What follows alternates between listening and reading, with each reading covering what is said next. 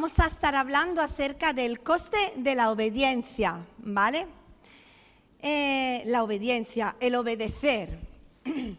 Muchos de nosotros somos padres, ¿verdad? Los niños no nacen sabiendo lo que está bien y lo que está mal. ¿O que tu hijo cuando ha nacido ya lo sabía todo? No. Los niños no nacen sabiendo lo que está bien y lo que está mal. Son los padres los que le van acompañando, ¿verdad? Y le van enseñando lo que está bien y lo que está mal. ¿Y cómo lo hacen? Pues poniéndole normas, poniéndole límites, enseñándole, corrigiéndole en momentos de su vida. No saben lo que está bien y lo que está mal, pero sí tienen la capacidad de obedecer y la tienen desde pequeños. Por supuesto, hay niños más obedientes que otros, ¿o no? Y eso depende de su personalidad, depende de la educación que haya recibido, del ejemplo que han tenido en sus casas por parte de sus padres, pero también de la edad. Ahora, si echamos un vistazo a la etapa evolutiva de los niños, veremos que en el primer año de vida, 1 o 2 años de vida, el niño empieza a desarrollar su autonomía, desarrolla su libertad, ¿verdad? Es capaz de entender razonamientos sencillos que se le hacen. Alrededor de los 18 meses aparece una mítica palabra. No. Los niños empiezan a decir no. Y ya desde de 2 a 3 años, esta es una de las etapas más rebeldes de los niños. Yo no sé los vuestros, pero los míos lo han demostrado. Entre los 2 y los 3 años aparecen las rabietas. Eso de que de repente empieza a patalear, empieza a chillar, empieza a hacerte cosas en la calle y tú dices, no es mi hijo. Ahora mismo le doy un pellizco sin que nadie me vea. Aparecen las rabietas, aparecen los no. El niño se opone a todo lo que le dicen los padres. Lo quieren hacer él, yo, lo quiero hacer yo. Y lo quieren hacer a su manera. ¿Os suena? Y en este momento, y justamente en esa etapa de su vida, es cuando los padres tienen que empezar a poner normas. Es cuando tienen que empezar a ponerle límites. ¿Para qué? Para que el niño aprenda el principio de la obediencia, ¿verdad? Y sabéis, lo que un niño aprende en los primeros 3 años de su vida le va a marcar y le va a ayudar para todo el resto de su vida. Si un niño aprende a obedecer a sus padres, también obedecerá al entrenador, obedecerá al maestro, obedecerá al policía, obedecerá al pastor y, por supuesto, obedecerá a Dios. Y este proceso de aprendizaje, en cuanto a la obediencia, también se puede traspasar a nuestra vida espiritual. Si pensamos en cuando nos hemos convertido, al principio, cuando nos hemos convertido, en nuestro primer año de conversión, todavía no sabíamos todo lo que estaba bien y lo que estaba mal. Aún creciendo en una familia cristiana, surgen un montón de preguntas. Papá, ¿por qué esto? Papá, mamá, ¿esto está bien o no está bien? Porque el creyente al principio no sabe todo lo que está bien y lo que está mal. Está en nosotros la capacidad de obedecer a Dios, pero necesitamos que nuestro Padre Celestial nos instruya, que nos vaya diciendo, nos vaya corrigiendo, nos vaya guiando, nos vaya enseñando, y conforme crezcamos en el conocimiento de la palabra, vamos aprendiendo lo que está bien y lo que está mal, ¿verdad? Y a la vez, también, conforme crecemos, también queremos ser más autónomos, como le pasa al niño. Queremos encontrar nuestra libertad. Y empezamos a decirle esa mítica palabra al Señor. ¿Qué le decimos? ¿Qué le decimos? No. No, Señor. No, papá, no. Padre, no. Esto no. Y entonces empieza esa lucha entre seguir siendo un niño carnal o convertirnos en un hombre y en una mujer madura y espiritual. La obediencia es un principio divino que nuestro Padre Celestial trabaja cada día en nuestro corazón. Por eso nos pone normas, por eso nos pone límites, porque cada padre bueno lo hace cuando ama a sus hijos. Y en esta mañana vamos a mirar a 3 personajes de la Biblia que han pagado un precio para obedecer a Dios, ¿vale? Yo me quiero mover, no aguanto sentada. El primer personaje que vamos a ver es David. David. Si tenéis la Biblia, podéis abrirla conmigo en 2 de Samuel, en el capítulo 24. ¿Estáis conmigo? Bien. 2 de Samuel 24, versículo 22, nos dice: Y Arauna dijo a David: tome y ofrezca a mi señor el rey lo que bien le pareciere. Y aquí bueyes para el holocausto, y los trillos y los yugos de los bueyes para leña. Pero en el versículo 24, ¿qué es lo que le responde David? El rey dijo a Arauna: no, sino por precio te lo compraré, porque no ofreceré a Jehová mi Dios holocaustos que no me cuesten nada. No ofreceré al Señor holocaustos que no me cuesten nada. David había querido hacer el censo del pueblo de Israel. Vamos a entrar en el contexto de esta historia. Había querido hacer el censo del pueblo de Israel. Y eso fue algo que desagradó al Señor. Pero después de 9 meses y 20 días, que fue lo que tardaron para recorrer toda la tierra y hacer el censo para el pueblo de Israel, dice la palabra en el versículo 10 de este capítulo que a David le pesó en su corazón.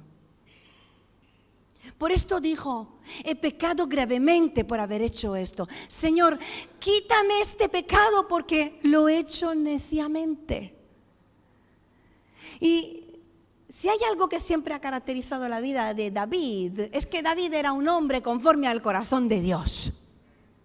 Era un hombre que cuando metía la pata, que cuando se equivocaba, que cuando pecaba, le pedía perdón a Dios. Se arrepentía. Le pedía que quitara el pecado de su vida, que limpiara sus pecados como el blanco de la nieve, que lo lavara, que le diera un corazón nuevo y puro. Y eso fue lo que quiso hacer David. Ahora la pregunta: ¿por qué era considerado malo hacer el censo? Porque el censo le habría dado a David motivos suficientes como para sentirse orgulloso de sus logros y autosuficiente por lo que él había alcanzado con sus fuerzas. El haber hecho el censo tenía que ver más con la motivación del corazón de David. Porque ¿qué fue lo que empujó a David a contar cuántos soldados tenía? El orgullo, que lo desenfocó para ver y confiar más bien en el número de sus soldados que en la fuerza del Señor de los ejércitos. Y nos dice que el hacer el censo duró alrededor de 9 meses. ¿Qué fecha? ¿Qué os hace pensar 9 meses? A mí me ha hecho pensar a un embarazo.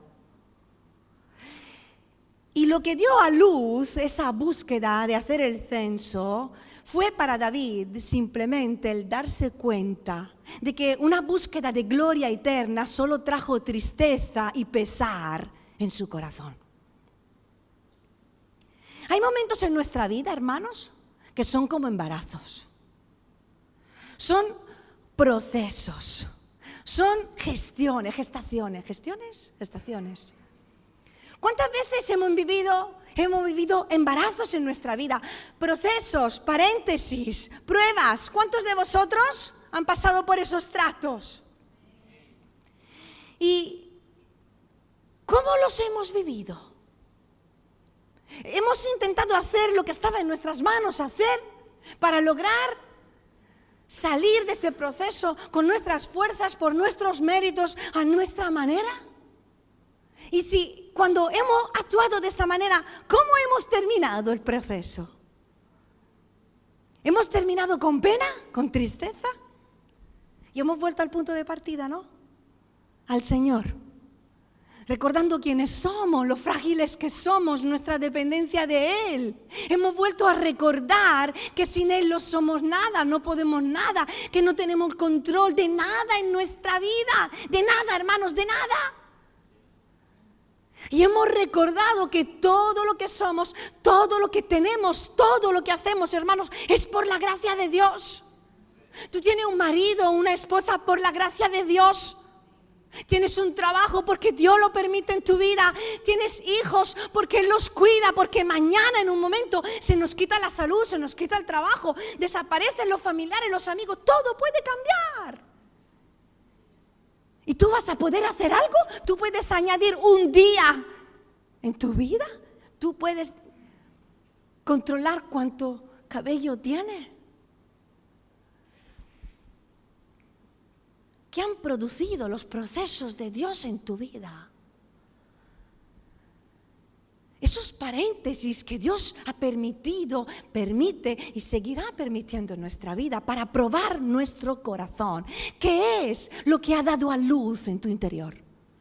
Porque si lo piensas, hay cosas, puedes identificar y destacar actitudes, respuestas que tienes, que tengo en medio de los procesos. Cuando pasas por esos tratos, ¿qué es lo que da luz en tu interior? ¿Orgullo? ¿Autosuficiencia? ¿Rebeldía? No, Señor. Esto no. ¿Idolatría? ¿Apatía? ¿Desobediencia? ¿Cómo reacciona en medio de los procesos? ¿Hay victimismo en tu vida? ¡Ay, pobre de mí! Nadie me entiende. Nadie sabe lo que estoy viviendo. ¿Debilidad? ¿Comparación? Es que al otro le has dado, es que a este le ha hecho y a mí, mira. ¿Debilidad? Es que no puedo con mi vida. ¿Inconstancia? Hoy no creo, estoy enfadada con Dios. Y mañana, ¡aleluya! ¿Qué es lo que destaca en tu corazón? Porque se repiten. Hasta que no le entreguemos a Dios esas actitudes, en cada proceso se repiten esas reacciones en nosotros. Y el propósito del Señor, ¿cuál es? En medio de esos procesos, de esos embarazos que permiten tu vida, en la mía, que aprendamos a obedecer. David amaba a Dios. Y ese amor lo llevó a servir al Señor, a obedecerle, a dar su vida por el pueblo de Israel, a dar su vida por el pueblo de Dios.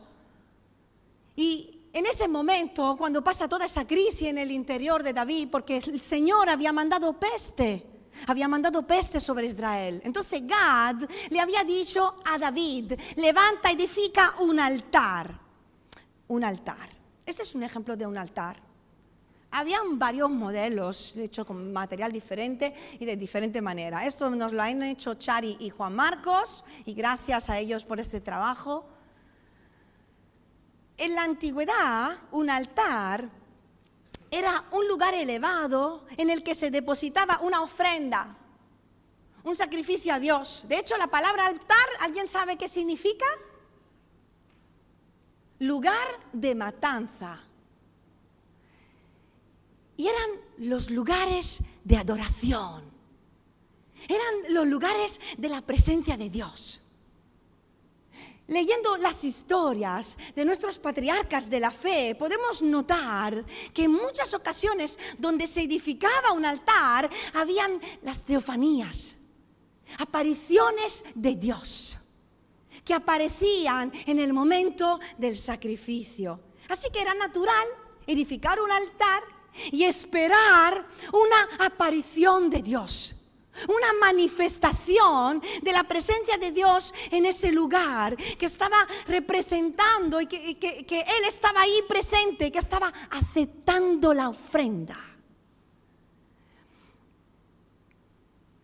Y con la construcción luego del templo de Salomón, el altar toma un significado más relacionado a la reconciliación.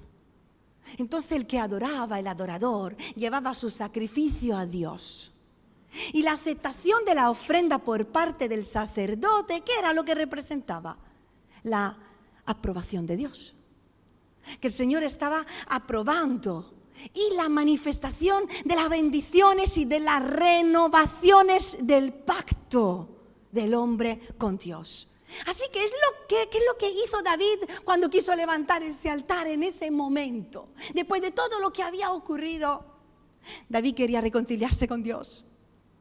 David quería sentirse aceptado por el Señor. David quería mediar por el pueblo. David quería ver la presencia de Dios manifestada en ese momento de su vida. Era un acto de adoración a Dios. Y él expresó el deseo de renovar su pacto con Dios. Y la mejor adoración, hermanos, es la obediencia. La mejor adoración que le podamos ofrecer a Dios es nuestra obediencia. Y cuando se le ofreció a David un buey, se le ofreció un animal para sacrificarlo, David le dijo, no le voy a ofrecer a Dios un sacrificio que a mí no me cueste nada. David no quiso que otro levantara por él un altar. David no quiso la ofrenda de otro. David no quiso que otro adorara por él, o que otro orara por él, o que otro se sacrificara o sacrificara algo por él. David quería adorar él a Dios. David quería levantar él un altar al Señor. David quería ver él la presencia de Dios manifestada en su vida, en medio de su adoración. David quería sentirse aprobado él y perdonado él por el Señor. David no quería ofrecer un sacrificio que a él personalmente no le costara nada, porque quería agradar a Dios con todo su corazón, con su propia vida. Él mismo quería pagar el precio de la obediencia. ¿Cuántos dicen amén? Porque amar a Dios con todo nuestro corazón, amigos, va a significar ofrecer cada día nuestra vida entera. Ofrecerle nuestra vida, adorarle, obedecerle, servirle. Y una vida de adoración, hermanos, una vida de adoración, una vida de obediencia, una vida de servicio cuesta. Una vida de obediencia cuesta, ¿o no? Dile al que está a tu lado, obedecer a Dios cuesta. Y sabes, nadie puede hacerlo por ti. Son tus esfuerzos, son tus lágrimas, son tus sacrificios, tus oraciones. Es tu propia obediencia, es tu compromiso personal con Dios. Es tu adoración diaria, es tu vida rendida ante Dios, porque solo tú puedes pagar el precio de la obediencia de tu vida. Obedecer a Dios significa vivir cada día diciéndole al Señor, no te quiero ofrecer algo que no me cueste nada, sino que te ofrezco lo que más me cuesta darte, mi vida. Mi vida. Mi vida. El segundo personaje que vamos a mirar es Abraham.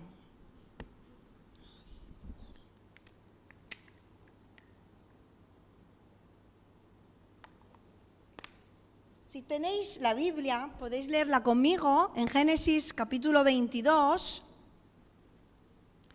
los primeros 2 versículos.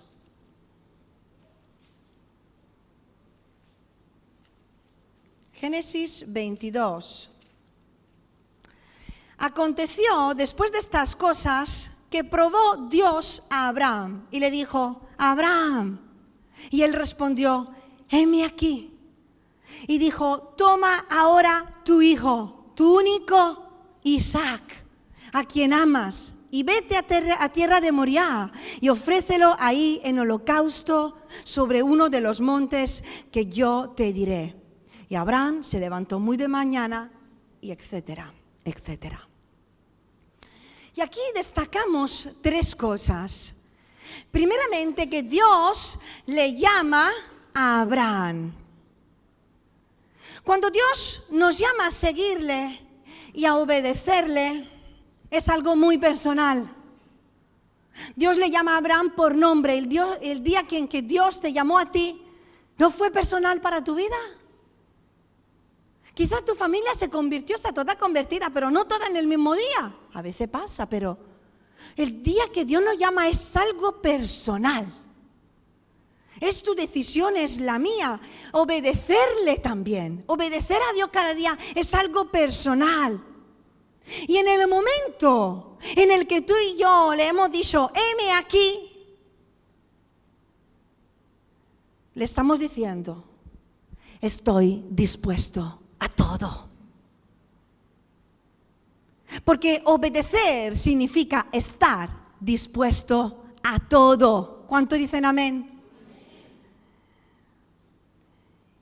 Así que el día en el que le dijiste, heme aquí, tú le has dicho, estoy dispuesta a todo, Señor.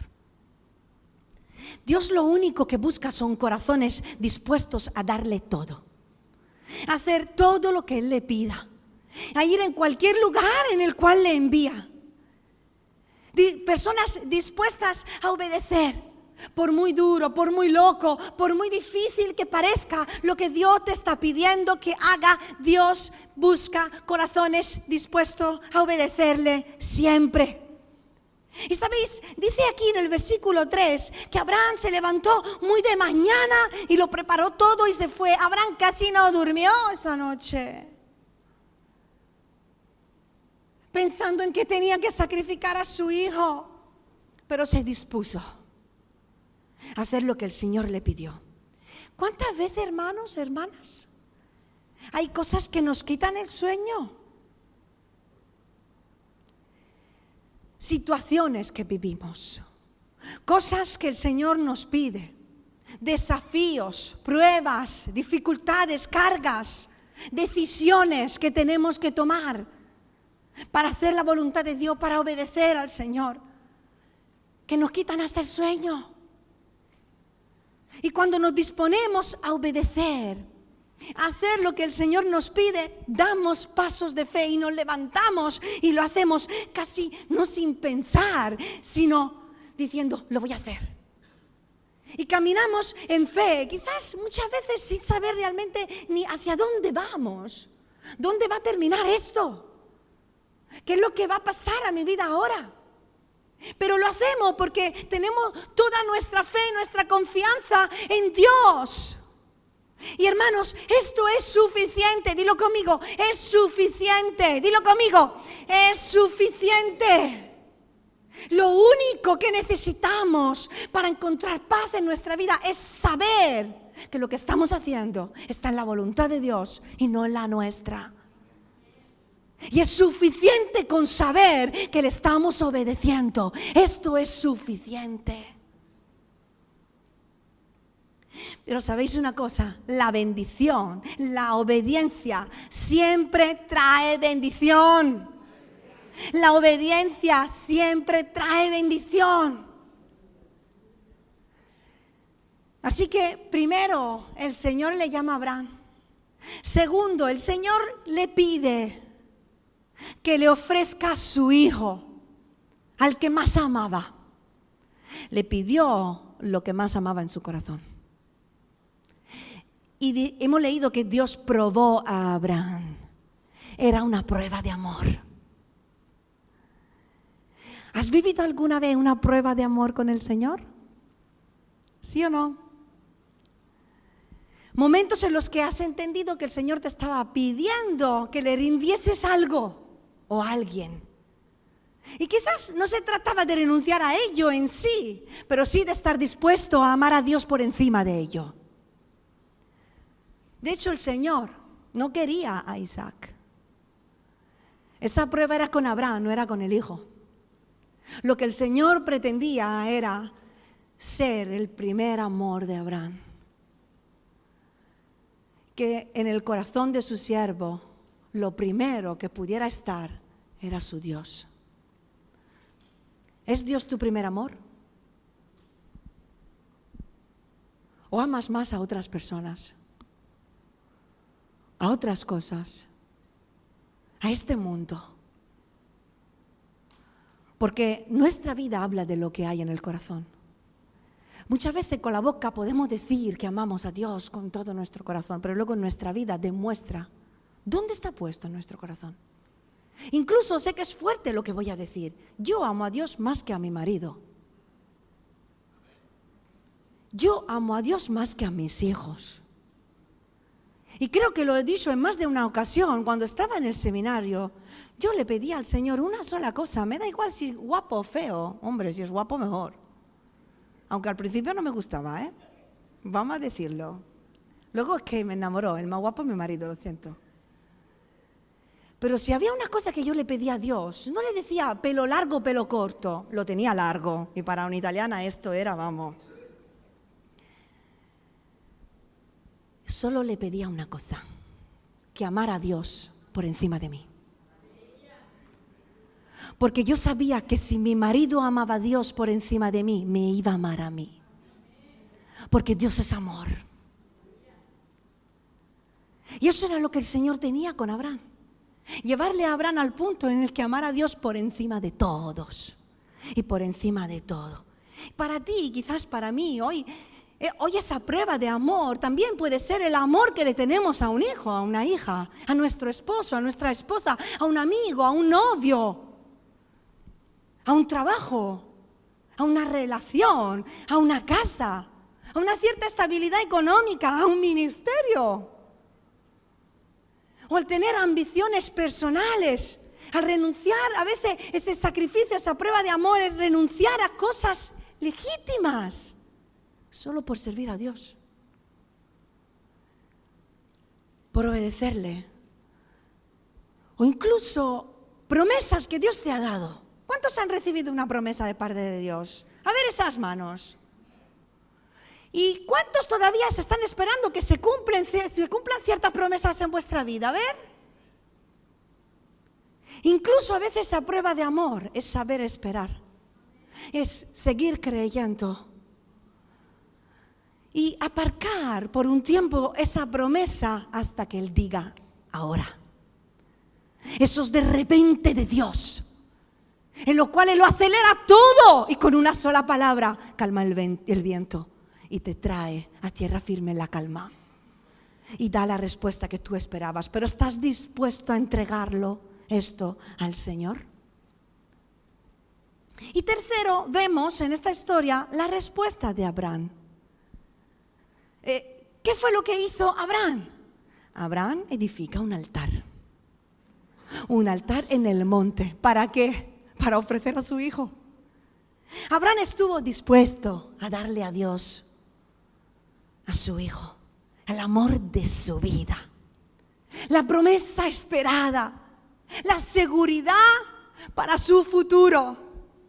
El cumplimiento de sus sueños, de contar las estrellas y del haber soñado debajo de la luna, como Dios iba a hacer esas grandes cosas que le había prometido. Y todas esas noches en vela, soñando con Dios, se la iba a entregar ese día.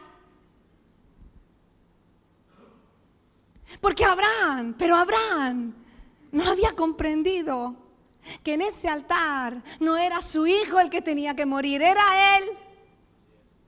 Era él mismo que tenía que ser ofrecido en ese altar. Abraham tenía que morir a sí mismo, a su propio yo, a sus amores terrenales, a su propia voluntad, a sus propios planes. Pero fijaos, no se trata de perder lo que tenemos. Se trata de amar a Dios por encima de lo que tenemos. Amén. Servir y obedecer a Dios significa morir cada día a nosotros mismos, a nuestros planes. Pero fijaos, morir a nuestros planes, pero no a los planes de Dios. Vamos a decirlo todos juntos. Morir a nuestros planes, pero no a los planes de Dios. Porque Abraham murió a sus propios planes, pero no murió a los planes de Dios. No renunció a ellos. Abraham eligió morir a su voluntad para abrazar la promesa del Señor para su vida. Entendió que las cosas no se iban a hacer quizás como él pensaba. Pero él estaba seguro de que Dios iba a hacer lo que le había prometido. Iba a cumplir con sus planes para su vida, porque Dios es fiel. Y Dios cumple todo lo que promete a sus hijos. De hecho, dice que mientras iban caminando, fueron ambos juntos, él e Isaac. Y que más adelante sigue, dice, iban juntos. Isaac representaba la promesa de Dios. ¿Lo he dicho bien? Isaac, Keila. Que yo digo siempre Isaac, Keila, Isaac.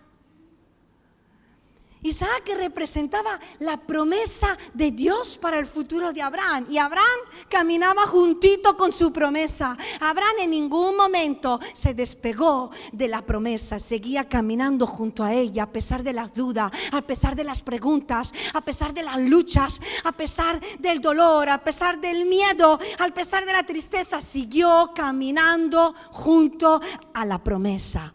Y decía, Dios proveerá del cordero para el holocausto. Él proclamaba la promesa. Confiaba en Dios, en lo que Dios le había dicho. Y él mismo se decía a su corazón, yo sé que si yo hago mi parte, Dios hará la suya. Si yo le obedeceré a Él, Dios cumplirá su promesa. ¿Cómo lo va a hacer? No lo sé, pero sé que lo hará. Morir a nosotros mismos para dar vida a otros. ¿Y sabéis qué descubrimos? Que cuando muere toda voluntad humana, toma lugar la voluntad divina. Y cuando muere el plan del hombre, nace el plan de Dios. Y todo cobra sentido. Y Él cumple sus propósitos con cada uno de sus hijos. Y tú, amigo o amiga, ¿cómo reaccionas ante las pruebas de amor de Dios? ¿Cómo respondes ante los desafíos de Dios? ¿Cómo respondes ante sus cambios de planes? Con esas respuestas que a veces tardan en llegar, en las promesas que todavía no se han cumplido en tu vida. ¿Tienes dudas o tienes fe? ¿Cómo respondes? ¿En obediencia o en rebeldía? ¿Huyes o caminas confiadamente aunque no sepas bien lo que estás haciendo? El Señor nos prueba con pruebas de amor para ver si escogemos obedecerle. Porque obedecer a Dios es algo personal y obedecer a Dios es una elección. Cada día decidimos obedecer a Dios o obedecer a nuestra voluntad. Amar a Dios por encima de todo o amar a otra cosa por encima de Dios.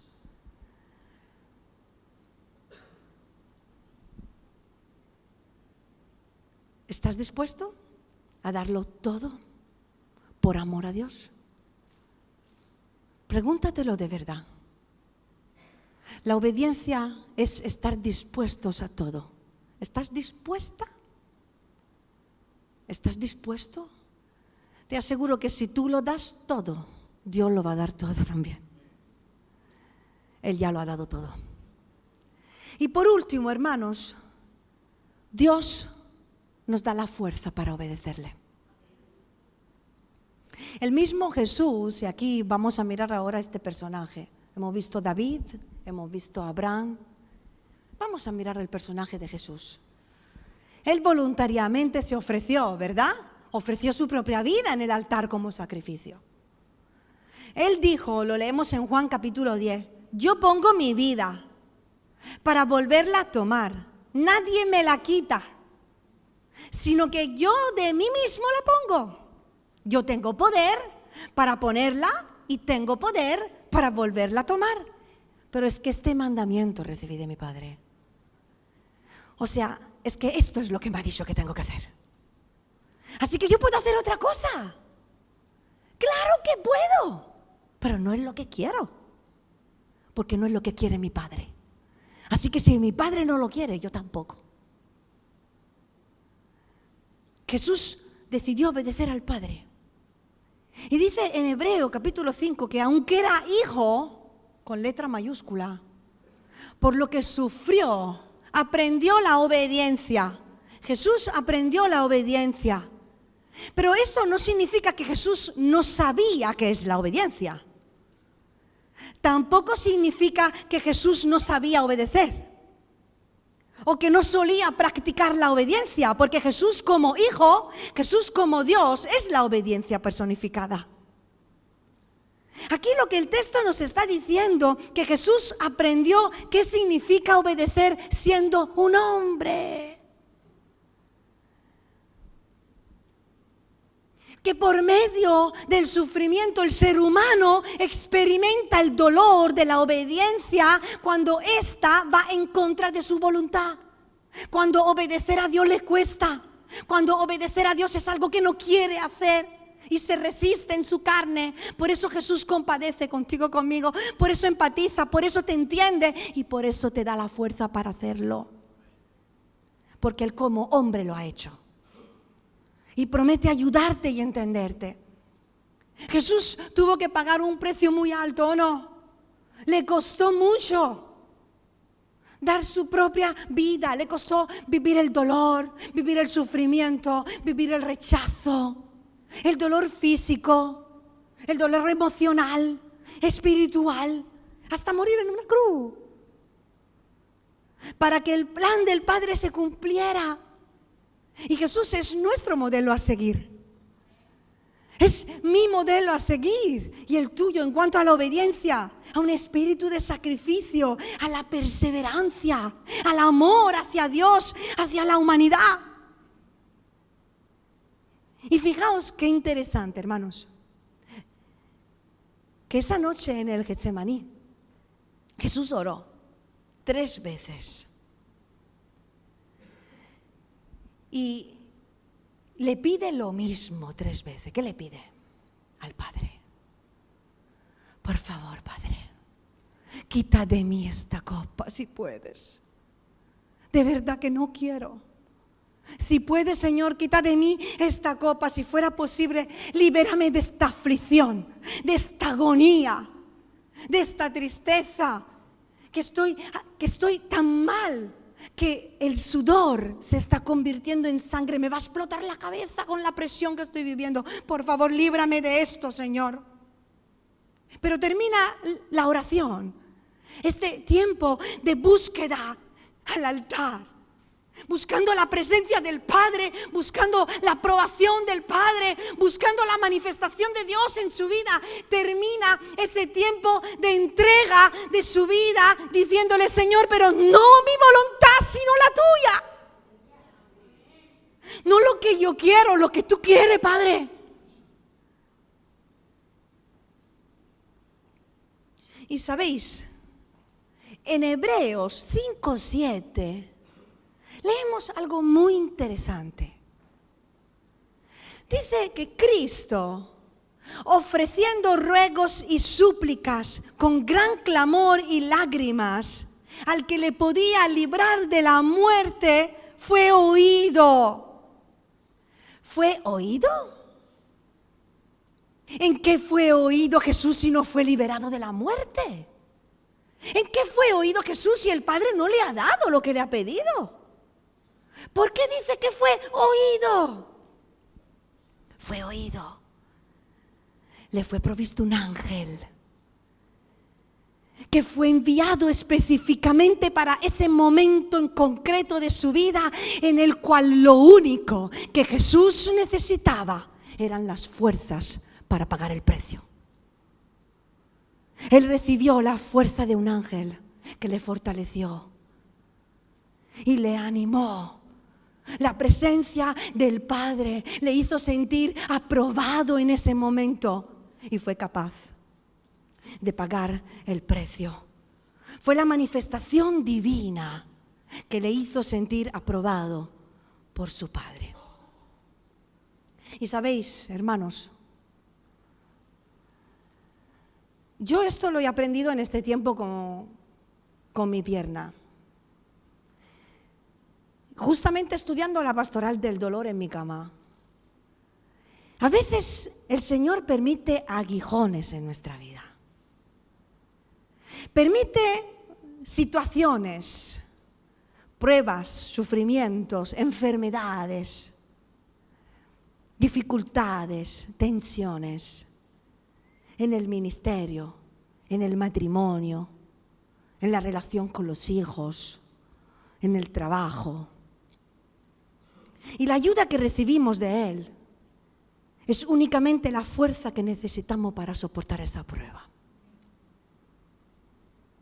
para poder perseverar hasta el final y ser encontrados fieles ante Dios.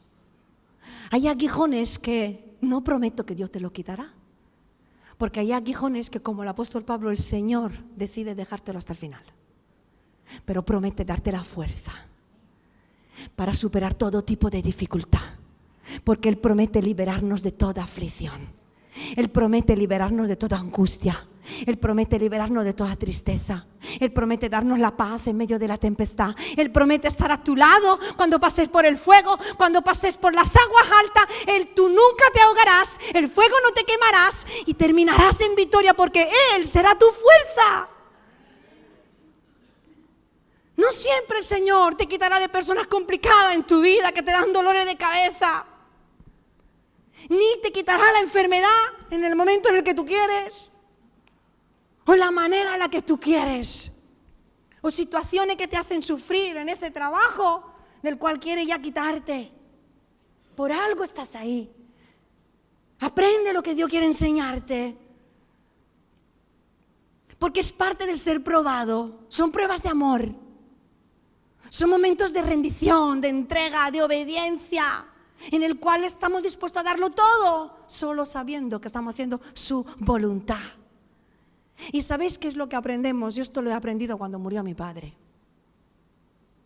Yo pasé mucho tiempo, la mayor parte de mi vida, 24 años de mi vida, con una relación casi nula con mi padre, hostil. Y cuando por fin yo le perdoné, porque descubrí a Dios Padre, y fui capaz de amar a mi Padre terrenal. Y cuando volví del seminario, yo ya lo conté más veces, yo amé a mi Padre como nunca. Lloraba con Él, oraba todos los días con Él, leía la palabra, le llevaba al hospital, hacía las noches con Él, dejó la bebida, se recuperó. Mi Padre me amaba. Yo de los tres hijos, creo que soy la que ha tenido la relación más sana con mi papá. Y cuando Dios me llama a España, me decían las hermanas, bueno, primero cuando veían que chicos que me querían y yo no quería, dice, ¿tú qué te vas para monja? Que no voy para monja, que estoy esperando al peludo. Y luego cuando ya por fin encuentro a ese español que me conquista, dice, tú te vas y abandona a tu padre, a tu madre así, vaya hija que eres. De todo me dijeron. Algunos, siempre hay, la ovejita negra. Y yo le dije al Señor, yo te obedezco y voy a hacer tu voluntad, aunque sé que estoy dejando a mi madre sola con un padre enfermo. Pero si es tu voluntad, lo hago. Ahora te pido una sola cosa, Señor. Cuando mi padre esté a punto de morir, déjame verlo. Y me encantaría que pudiera morir en mis brazos. Era lo único que le pedí al Señor, lo único. Mi padre murió después de la pandemia. Yo no pude ni ir a verle. No pude ni llorarle con mis hermanos. Pero ¿sabéis? A mí Dios me habló y me lo dijo antes de que muriera. No lo vas a ver. ¿Y sabéis qué he aprendido? Que tú y yo no somos el centro del mundo. No somos los mimados de Dios. No somos los preferidos de nadie. Que hay una soberanía de Dios en nuestra vida.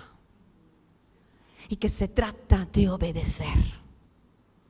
En todo tiempo, en la buena, en la mala, en la enfermedad y en la salud, en la riqueza y en la pobreza, en la calma y en la tempestad.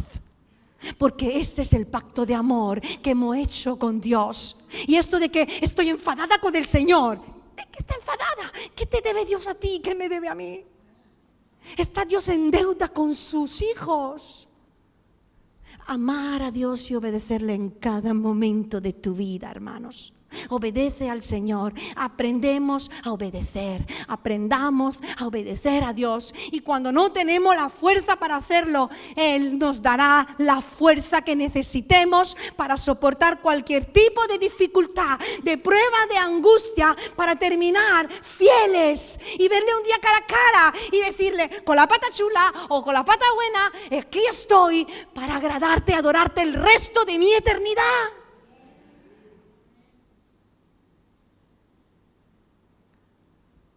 Y termino con este versículo. Mientras los chicos se van preparando, hemos preparado una canción para terminar todos adorando a Dios. Pero por favor, no os distraigáis mirando a lo guapos que son. Romanos 12, capítulo 1, versículo 1 y 2, nos dice: hermanos, derrota. Os ruego que presentéis vuestros cuerpos en sacrificio vivo, santo, agradable a Dios, que es vuestro culto racional. Dice: no os conforméis a este siglo, sino transformaos por medio de la renovación de vuestro entendimiento, para que comprobéis cuál sea la buena voluntad de Dios, agradable y perfecta. Tú y yo somos un sacrificio vivo que se ofrece en la mano de Dios en el altar para ser renovados, para ser transformados, para hacer morir todo lo terrenal que hay en nosotros y vivir en obediencia. No te conformes a vivir como vive este mundo. Escúchame bien. No te conformes a vivir como vive este mundo. No te conformes. Si has conocido a Dios, ama a Dios. Obedece al Señor. Comprueba en tu vida personal lo que le agrada a Dios, lo que no le agrada, lo que es bueno para ti, lo que no es bueno para ti. Cumple con la voluntad de Dios, porque te aseguro, la voluntad de Dios sí es buena, es perfecta, es agradable. Y no te conformes en terminar siendo como todos los demás, sino que da un paso más en cuanto al sacrificio, un paso más en cuanto al amor, un paso más en cuanto a la obediencia, en cuanto a tu compromiso, un paso más en este día para comprobar cuál es la voluntad de Dios para tu vida y hacerla en esta tierra, en este mundo, en estos días que te está regalando. Obedece a Dios. Os quiero invitar a que cerréis vuestros ojos en esta mañana. Y estoy segura de que el Señor os ha hablado como me ha hablado a mí. El Señor desea que tú le entregues tu vida en medio de las pruebas, de la lucha, de los desafíos, de las decisiones que tienes que tomar, cosas que entiendes, cosas que no entiendes, cosas que te gustan, cosas que no te gustan. Quizás tienes que renunciar a otros amores y amarle a Dios por encima de todo y de todos, y decirle: Señor, no quiero amar a este mundo más de lo que te amo a ti. Quiero vivir una vida en obediencia. Quiero ser probado por ti y salir refinado. Y mientras cantamos esta canción, si esta es tu decisión en esta mañana, yo te quiero invitar a que ahí donde tú estás te pongas de pie, levantes tus manos y levantes simbólicamente un altar. Busques esa adoración, la presencia de Dios, que te apruebe, que te restaure, que te perdone, que renueve su pacto contigo hoy, y decirle: estoy dispuesto a todo. Aquí aquí está mi vida. Te doy lo que más me cuesta, mi vida. Haz de mí lo que tú quieras. Te quiero servir, te quiero amar, te quiero obedecer. Así que si hoy esta es tu decisión, mientras cantamos esta canción, yo te invito a ponerte de pie y a levantar tu mano adorando al Señor.